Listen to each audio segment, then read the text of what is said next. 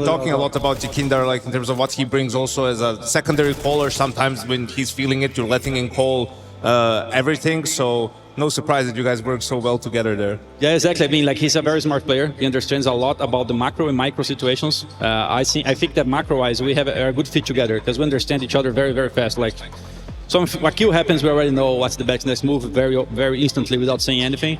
And when it comes to the micro things, he's much better than me. Because he's been rifling for so long, he's like, "Fun, you cannot open this angle like that. You need to do this like this." So there's a lot of things I'm learning with him.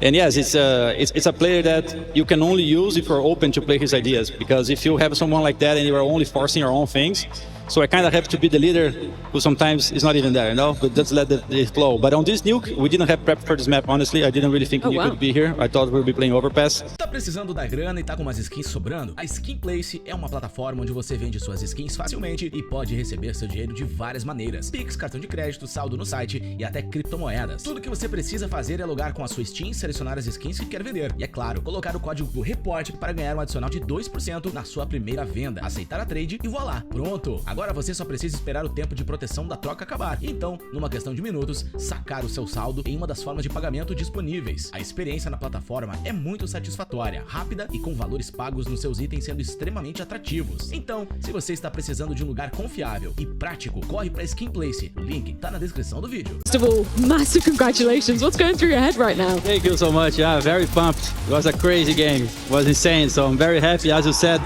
it doesn't even look like it's 10 years past before the last finals. So much went through all those years, but I'm very happy and very glad that we're here again.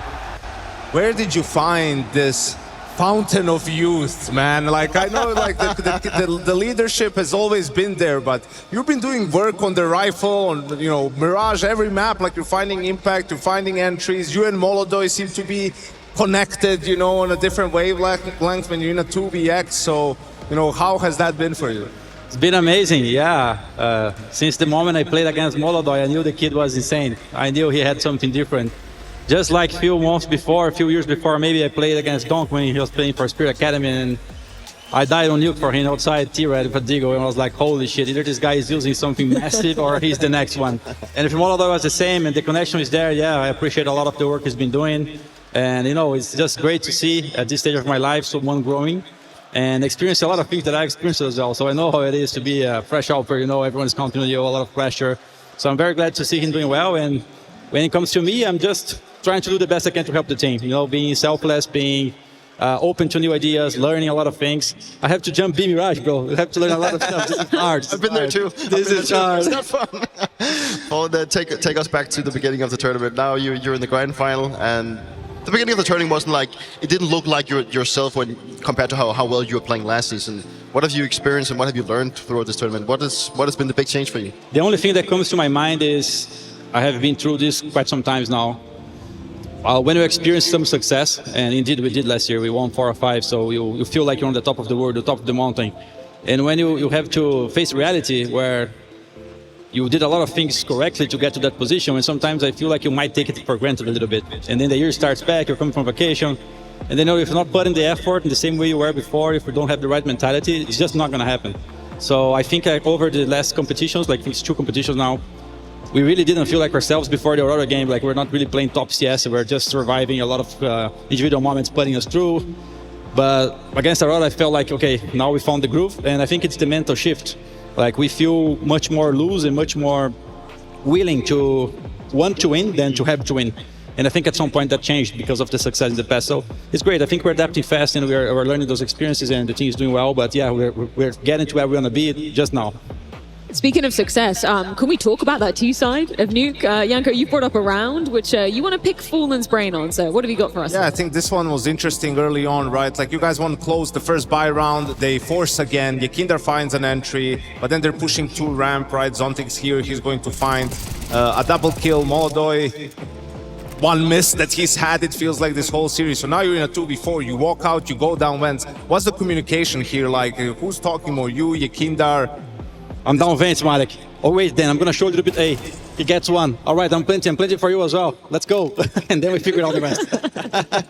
I think you guys you had pretty good info, you know. From this point on, you're just sort of playing, same picking together, or is it just like let's pick together, Fallen. Boom, we picked together, and here I had to pick because of the molly, and now he's just in. Yeah, he played super well. You know, you're talking a lot about YEKINDAR, like in terms of what he brings also as a secondary caller. Sometimes when he's feeling it, you're letting him call everything. So no surprise that you guys work so well together there. Yeah, exactly. I mean, like, he's a very smart player. He understands a lot about the macro and micro situations. I think that macro-wise, we have a good fit together because we understand each other very, very fast. Like, so if a kill happens, we already know what's the next move very, very instantly without saying anything.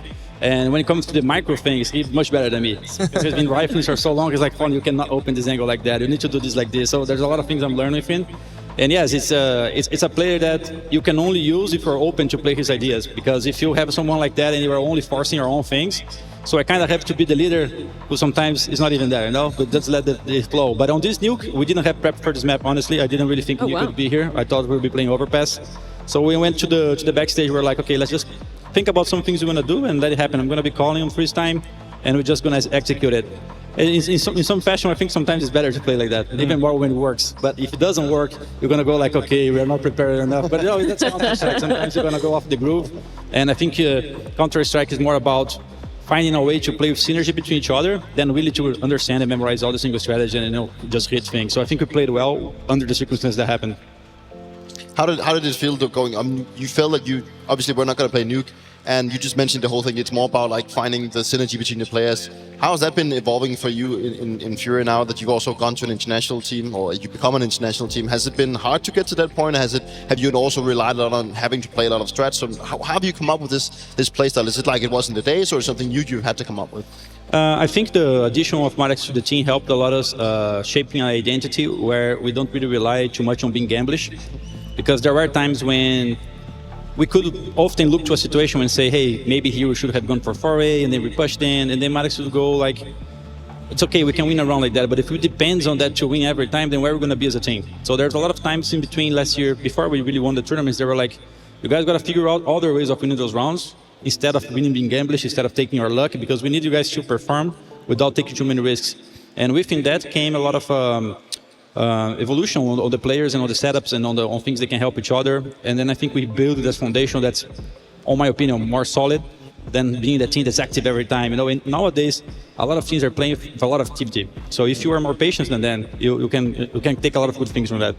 Fallen, an incredible showing here in the semi-finals. I just wanted to give you the opportunity to say anything to the fans that are supporting you very loudly in the arena, and the people, of course, at home. All right, so everyone on the stage, thanks you guys for coming. It was amazing. I think on the halftime of the third map, all lights were up, and even were saying, guys, just look around, you know, it's amazing. So thank you guys for coming once again here.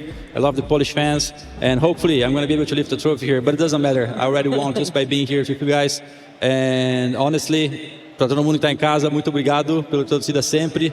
Satisfação estar aqui, os brasileiros estão aqui no estádio, que tem em casa. Minha esposa Letícia, minha família, meus irmãos, minha mãe, amo vocês. Let's go next finals, either Mouse or Vitality, let's make it.